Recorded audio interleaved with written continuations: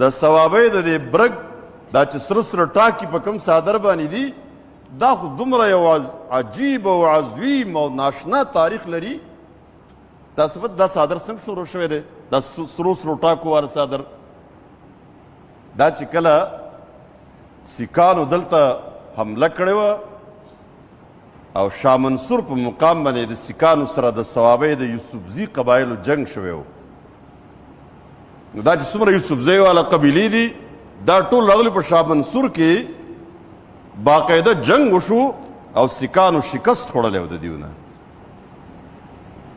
نو د دې علاقو چې د چا چا نارینه دي جنگ کې شریک وو زنانه راووتې په منډو منډو رالې چې د خپلو نارینهو حالات نه ځان خبر کړي. څه چلو شو چې زنانه راورسېدې نو د دیو خاوندان زامن رونه دا شهیدان شوي وینې به یې دی. دیو خپل سپینې څادرې چې کوم د زنانو په سر وې هغه څادر یې راواغستې او په خپلو شهیدانو باندې خورې کړې.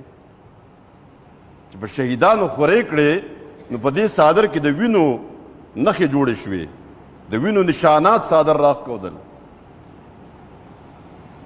او د ثوابۍ زنانو دغه څادر ډېر په فخریه انداز باندې د شهیدانو په وینو رنګ شوی څادر خپله پرده جوړه کړه خپل د حجاب کپړه جوړه کړه او دا یاد دومره مضبوط شو او دا دومره د دیو خوښ شو چې تر ننه پورې باقاعده پرنټډ څادر په سور ټاکي باندې څادر جوړیږي. نو څادر سپینې که شینې کار څنګه سور ټاکې به خامخا پې دا د هغې شهیدانو د وینو یادګار دی. تر ننه پورې هغه زنانه په سره د ثوابۍ زنانه تاسو ګورئ هغه هم دغه څادر په سره او څه نورو خلکو هم هغې نه نقل کړی دی اب هغه څادر یې په